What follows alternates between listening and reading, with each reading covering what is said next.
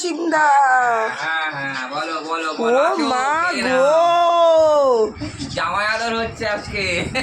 এ কি দুই ঘর সকালবেলা তো থেকে- তোকে রাক্ষসে পেয়েছে রে। কি করবো, 2 ঘর থেকে দিয়েছে, আরো 1 ঘর থেকে দেবে বলেছিল, আমি নিইনি। দুপুরে যদি খিদে পাই তাহলে খাবো। এবার তো সর্বনাশ কম কিছুই করেছে। হয়েছে, বেশি কিছু হয়নি। এত কিছু নিয়ে বসেছিস, আবার ওই ঘর বলছিস থেকে কম।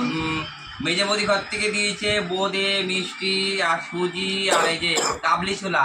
আর বড় বৌদি ঘর থেকে নিয়ে এসেছি। বড় বৌদি অনেক কিছু করেছে, শুধু ছোলার ডাল আর আলু চিটা নিয়ে এসেছি। আর আমি সিমইটা করেছি, ঘরে একটাতে কিছু করতে হয়। মা তো আজকে প্রচুর আইটেম করতো, কিন্তু অত কিছু আমি করতে পারি না। একটা মিষ্টি জিনিস আজকে করি, তা সুজি করি। তা এবারে কি মনে হলো, বড় সবার ঘরেই সুজি হয়েছে, আমি একটু মনে হলো যে আমি একটুখানি সিমই করি। তারপর হয়েছে সিমই। আর ও তো চন্দনদা করতে এসছে, ওকে যেতে দেওয়া হয়নি। আর সকালের টিফিনটা কর। আমাদের সারাদিন আজকে এই চলবে, আর কিছু না। আর এই খেয়ে একবার খাবো, আর দুপুরে আর খেতে পারবো না। সে আবার রাতে এত ভাতের জন্যে ফটফট ফটফট করবো। অঞ্জলি দেওয়া হয়ে গেছে, মা মহামায়ার পুজো হয়ে গেছে, পুজোও শেষ। আজকে অষ্টমী পুজো হওয়া মানে আমাদের পুজো শেষ। আর কালকের দিনটা বাকি আছে, আর দশমী তো খেয়ে নে পুজোর কটা দিন রাক্ষসের মতন খেয়ে না, নে। কিছু খাইনি কালকে। খেয়েই যাচ্ছিস ষষ্ঠীর থেকে, খেয়েই যাচ্ছিস আর বলছিস কিছু খাচ্ছি না। 2 দিন বিরিয়ানি খেয়েছি। কালকে তো দাদা বৌদি হোটেলে গেছিলাম। আজকে একদম সিম্পল খাবো, কালকে আমার বাড়িতে আবার খাসি ফাসি হবে।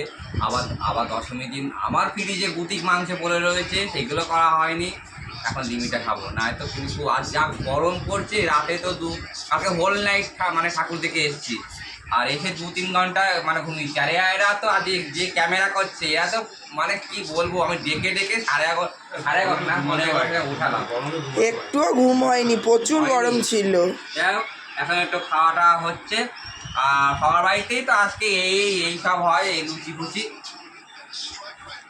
ভালো খাও, সুস্থ থাকো, ভালো মতন করো। Bye bye, tata.